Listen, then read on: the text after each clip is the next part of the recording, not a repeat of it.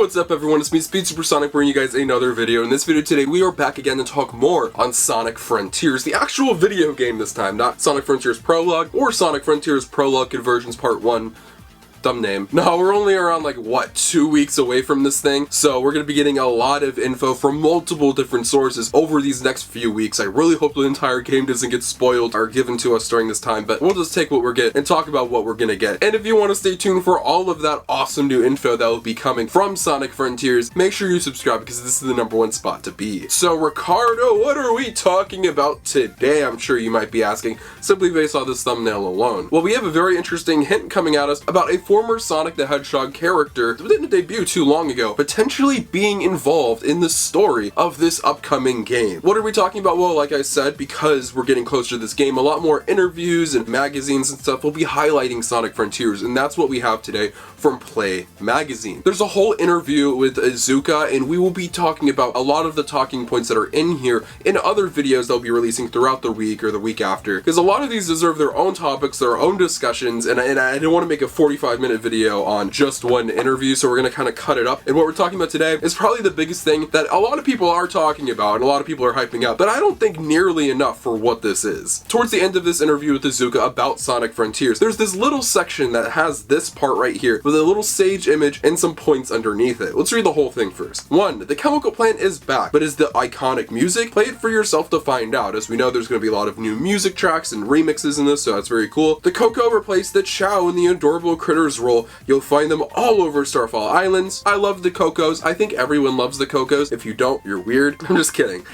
You are. And please sake, make some merch of them, I'm begging you. 3. Being in the open zone, you could find guardians that have you running all over the map. And now here is the weirdest part that I am just shocked they included in here. 4. Perhaps it's telling that Sage has a similar color scheme to Sonic's past antagonists. Let's read that one more time with the image they give us. We have an image of Sage right here with the 4 at the top, and then right at 4 it says, perhaps it's telling that Sage has a similar color scheme to Sonic's past antagonist.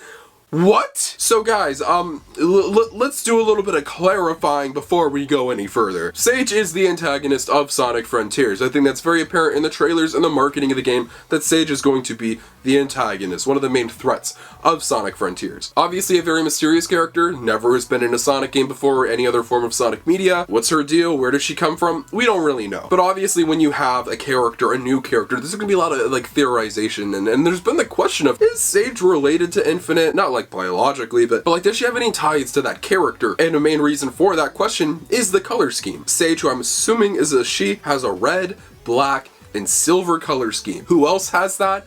Infinite. That's right, if you look at any cutscene or any promotional images, there's a resemblance to them simply on their color scheme alone. Obviously, Sage is more humanoid, Infinite is an animal character like Sonic and his friends. So obviously the question is, what does this mean? How is this relating to Infinite? And will Infinite be in Sonic Frontiers? Let's break down a couple of these questions. First things, yes, this has to be a hint at Infinite. There's no way it isn't. I'm just shocked that they put that in there. No other Sonic villain has this color scheme from a past Sonic game. It's not Mephiles, this is not like Chaos or anything like that. This has to be a reference to Infinite. You can damn well say this confirms the character. While we don't have a look at Infinite, this does kind of confirm that there is going to be some kind of tie here. Why else would they put that in there? It's weird. Now another why is, why would Infinite be in this game? First things first, Sonic Forces. We all know that Sonic Forces is an incredibly tumultuous, I wouldn't even say it's divisive. I know there are a lot of fans of the game out there, but a lot of people don't like Sonic Forces at all. One of the biggest problems people have with Sonic Forces is its story and how it had so much potential and how it had so many interesting elements to it, and how it, like, the concept of Eggman finally winning was so interesting, and the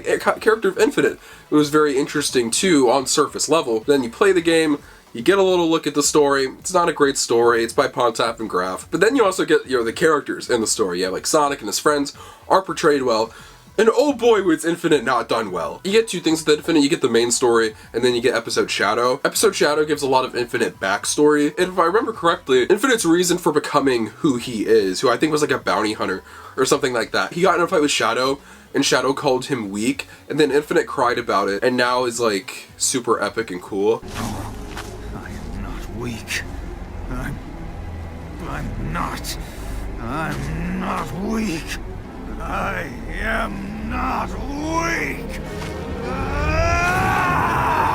And the end of Infinite was not satisfying at all. He's defeated, but then he has this little effect to him that's more cyber-like. And no, I'm not trying to say certain things, you know, I'm just hinting. He disappears. He's not dead, he's not killed. He just goes away. No explanation, no proper conclusion given to his character. It's very open-ended. And at the time we were kind of like, okay, maybe Infinite is just this bad Sonic character with missed potential. Once again, like a lot of other Sonic villains and characters from around this time. Sucks, it is what it is. And while yes, he was bad in Sonic Forces, maybe he won't be bad in Sonic Frontiers, because his story was open-ended, it wasn't finished just yet. The Phantom Ruby played a very large part in Sonic Mania and Sonic Forces. That's kind of where the Sonic timeline is ending as of right now. And then you have Sonic Frontiers, which will come after. And Ian Flynn has talked about how Sonic Frontiers will kind of like tie into past Sonic titles and reference them and make the whole universe kind of feel more united rather than separated. A big problem with Sonic has been the lore. Sonic Frontiers can be just a sequel to Sonic Forces. How I thought of it, I thought they were going to completely ignore Sonic Forces and never want to touch it again because it was a failure, quote unquote. Sonic Forces performed very well. It sold very well from what we know, but the game received mediocre responses from critics. It was like, it was okay. And the fans just don't like Sonic Forces. It's like the punching bag right now of the Sonic fan base. It gets way more hate than 06 and Boom, like right now in 2022. And while Frontiers will not be able to save Sonic Forces, it might be able to save an element of Sonic Forces and make it good in this game. Bringing over in Infinite and however he may be related to Sage or the cyberspace or anything like that, because once again, he shares that red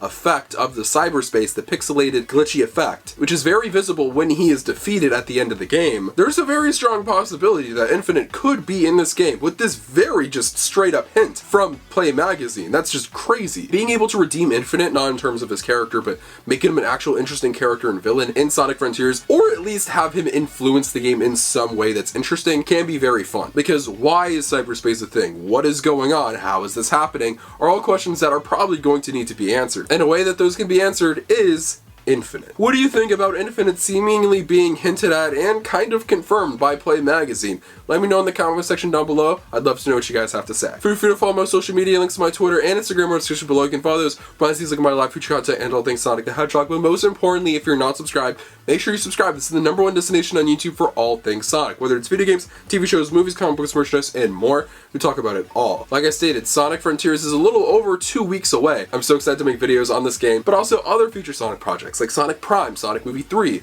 the Knuckles TV show, and all of the other amazing Sonic stuff that'll be coming into us in the next few months, years, and beyond that. I love you all so much. Thank you so much for watching this video, and I'll see you guys in the next one. Peace out.